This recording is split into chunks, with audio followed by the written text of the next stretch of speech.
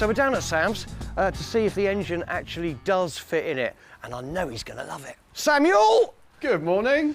Isn't that some of the best British craftsmanship you've seen? It might be. Henry Cole is a man of many talents. He is first and foremost a TV presenter, producer, director, and author. But to many, he's best known for TV appearances like World's Greatest Motorcycle Rides, The Motorbike Show, Shed and Buried, and Find It, Fix It, Flog It. These hits are all produced by his own TV production company, HCA Entertainment. With decades of experience both behind and in front of the camera, Henry is a seasoned TV presenter. But he doesn't stop there. He's also a record-setting motorcyclist and the CEO of a motorcycle manufacturing company. Henry has built a substantial fortune, all while indulging in his passion for riding motorcycles. Join us as we roll back to current on the luxurious lifestyle of Henry Cole.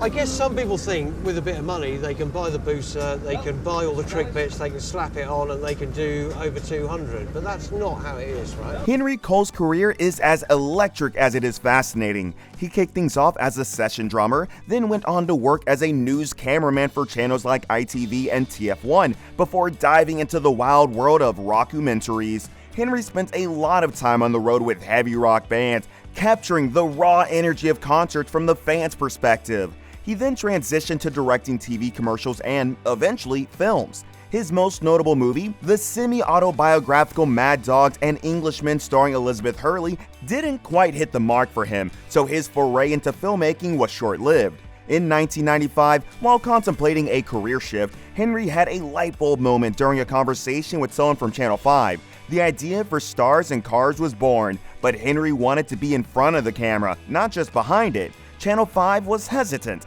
as Henry had no presenting experience. Undeterred, he proposed making a Christmas special for free. If it rated well, he'd get the series. If not, he'd settle for a free lunch. The special exceeded expectations, and Henry got his series, which enjoyed a successful 5-year run. However, his true passion lay with motorcycles, but Henry knew he couldn't start with motorcycles. He needed to gain experience from the industry, and he did that with Stars and Cars. Eventually, Henry pitched an idea to the Travel Channel, riding Route 66 on a Harley. It became their top-rated show, eventually evolving into World's Greatest Motorcycle Rides. This show remains the Travel Channel's top performer, cementing Henry's rise to fame, giving him a life filled with luxury and, of course, motorcycles.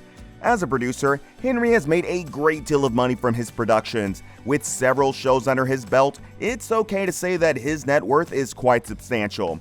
However, Henry's career isn't without its ups and downs.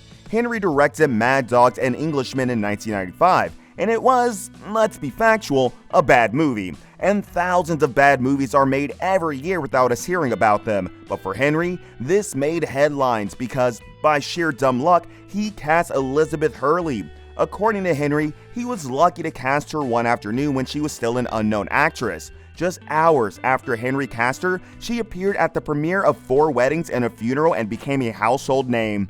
While directing Mad Dogs and Englishmen, Henry had a rookie crew and was learning on the job. He had £1.75 million on the project, but he went way above budget. He was rewriting the script for the movie as they filmed it, and he ended up spending £25 million in one day on a scene that was never used. The movie flopped, and Henry found himself in debt. But after Mad Dogs, Playboy TV UK hired Henry to produce a pre-Watershed documentary series about the European adult entertainment industry.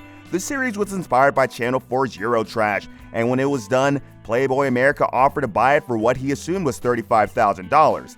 Henry considered the offer to be a reasonable sum, especially after looking at the 14 shows he had already made, so he agreed. When the contract came through, Henry discovered that the figure was actually $35,000 per episode. The amount he was paid was nearly enough to pay off the £500,000 worth of debt that he found himself saddled with after Mad Dogs. It's been a long time since then, and Henry has gone on to make even more popular shows, resulting in a pretty substantial net worth. What does he spend it all on? Let's find out.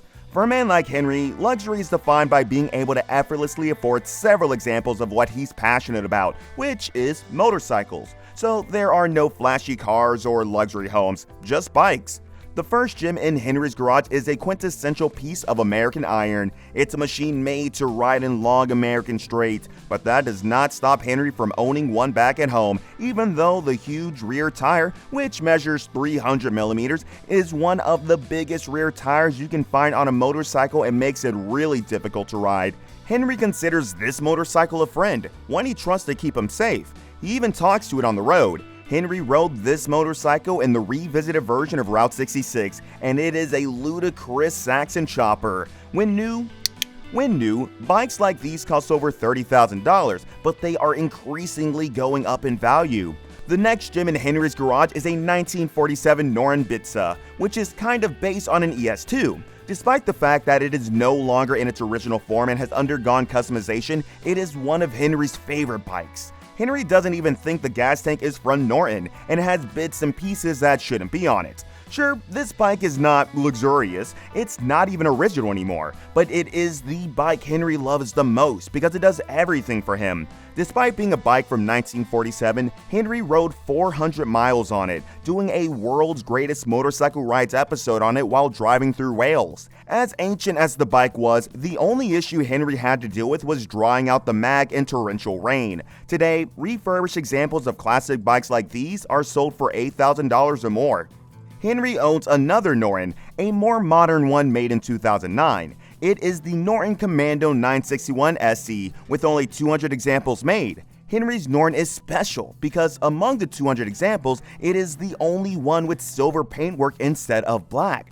The bike was set up specifically for Henry as a cafe racer. It has only 2 miles, and Henry plans to do no more on it because he doesn't have a pension, and he probably sees it as an investment. The Saxon Chopper is not the only ludicrous bike that Henry owns. Henry owns a bike which he calls his Street Fighter. It is a Suzuki race replica bike from the 1980s. It's the very first of the race replicas. The problem with race bikes like these is that everyone crashes them, either while racing or on the road. Repairing these bikes back to their original form would cost a fortune, so people turn them into custom bikes. Henry's Street Fighter is painted to have fish scales, and it features a seat made with snake and ostrich skin and an exhaust that's capable of setting off car alarms.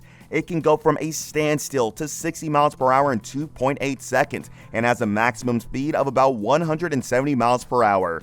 Aside from the Street Fighter, Henry also owns a Steve McQueen replica Matisse MK3. Steve McQueen calls this Desert Racer the best handling bike he has ever owned. Only 300 examples of this bike exist, and it's considered to be one of the coolest motorbikes around because the MK3 is built based on the machine owned by the coolest man ever to ride a motorcycle. Despite the Street Fighter being Henry's fastest bike, the bike he has the most fun on is a granny bike. It's not something a man should be seen riding on, but it gives Henry the best laugh, and that's what matters the most, at least to Henry Cole. For most people, it takes 4 wheels to do the trick, but Henry Cole only needs 2. And for Henry, bikes don't have to be the fastest, most powerful, or most fancy. Henry thinks motorcycling is all about being able to be an individual, and the sense of camaraderie among motorcyclists is what perpetuates the passion to the point where he is obsessed. Henry's passion for motorcycles can be traced back to his great-uncle Dick Redbeard Gladstone. Uncle Redbeard was crazy about British bikes, and he took Henry to his shed to show him his collection of bikes. The look of his bikes and the eccentricity of his uncle were all it took, and Henry's journey started from there. Today, he's an avid motorcycle lover and the owner of Gladstone Motorcycles, which manufactures bespoke British motorbikes.